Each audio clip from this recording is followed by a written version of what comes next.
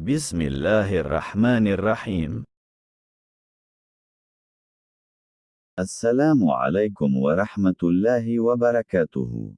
खौफनाक रात। दादी कहती हैं कि वो बड़ी खौफनाक रात थी। शाम से बारिश हुई थी और एक तूफान आया हुआ था। मेरे घर में कोई मर्द नहीं था। मेरा बेटा दिल्ली में एक स्कूल में सर्विस करता था। भतीजे की बहू कम्मी का मेरे मकान से नजदीक था। वो बच्चे की पैदाइश पर मेरे ही पास आकर रहती थी।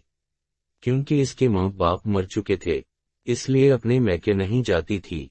उस वक्त भी बच्ची पैदा हुई थी इसकी।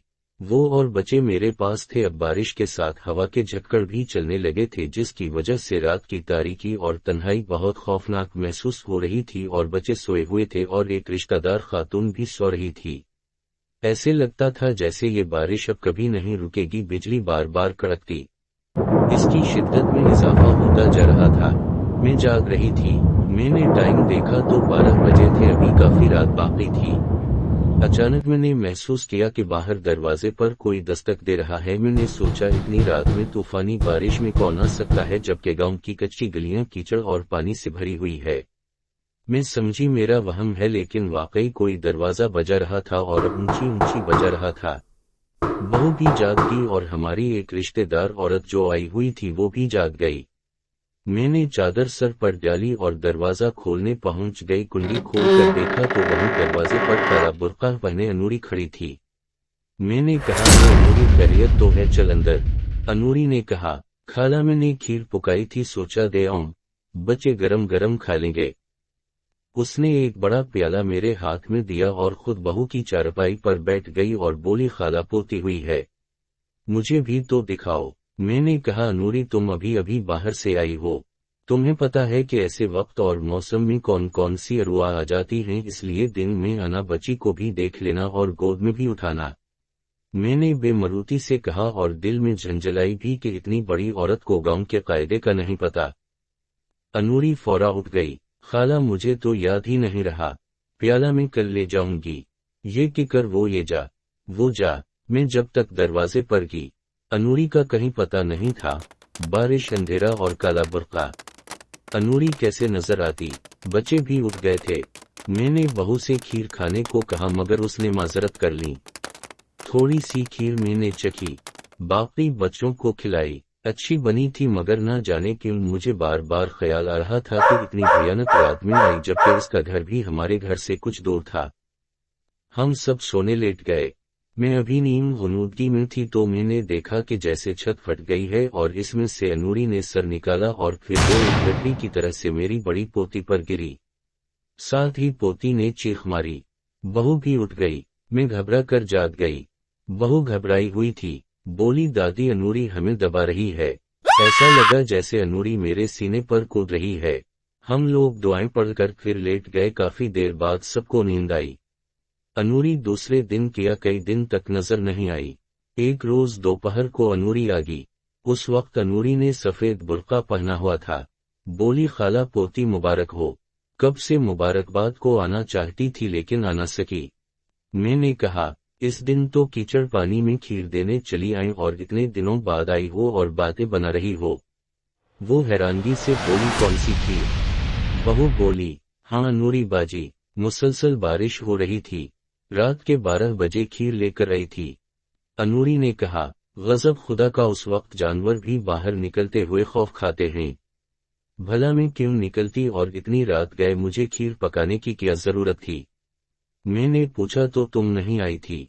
वो बोली, नहीं आई थी। मैंने कहा, खीर भी नहीं पकाई थी? कहती, नहीं पकाई थी। मैंने, ये जो प्याला तुम्हारी निशानी है।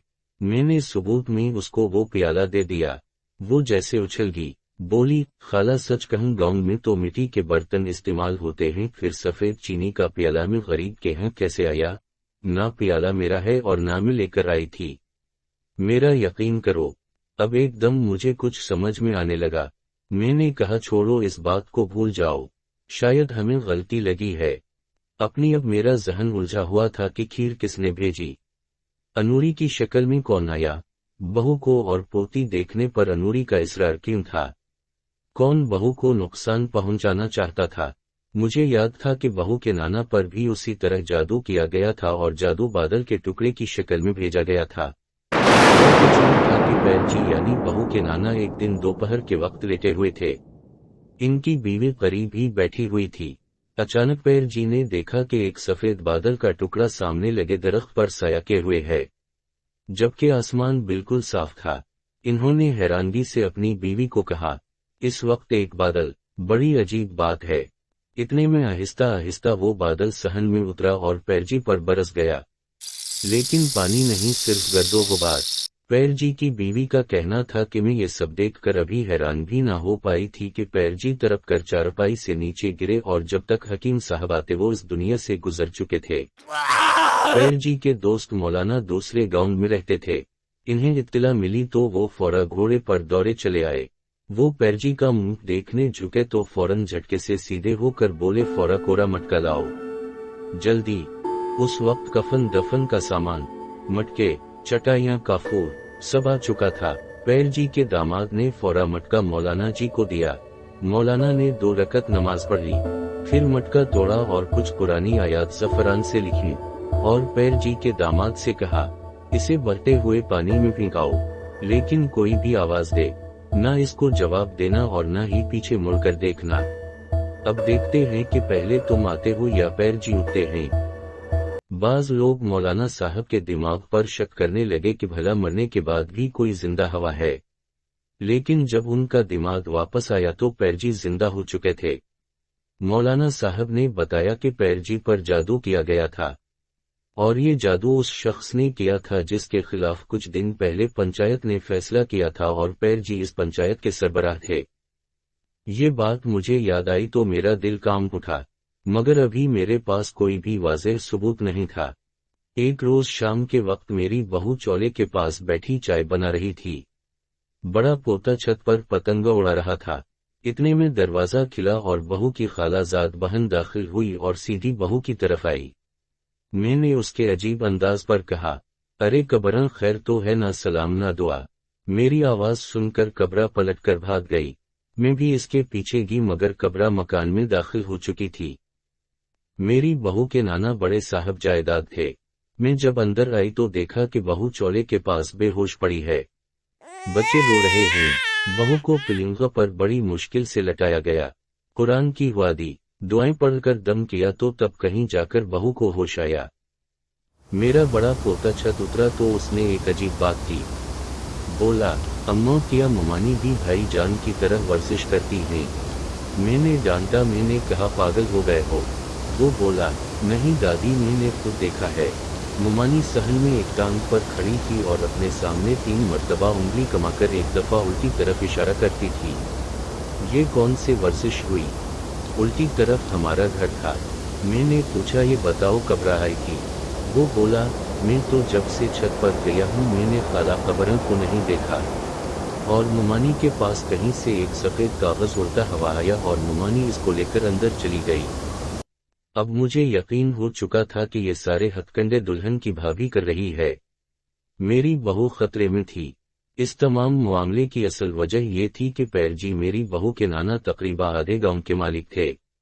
मेरी बहू आधी जायदाद की हकदार थी और इसका भाई ऐसा नहीं देना चाहता था। और इसकी बीवी इंतहाई चालाक औरत और जादू टोने के जरिए मेरी बहू को मारना चाहती थी, जबकि मेरी बहू एक समझदार और सुलझी हुई लड़की थी। वो किसी भी तरह गांव की नहीं लगती थी। इसकी गुफ्तगू रहन सहन बहुत अच्छा था। इसके भाई भाभी को हर वक्त खौफ रहता था कि बहू अपनी जायदाद ना मांग ले, जबकि बहू जिक्र भी नहीं करती थी।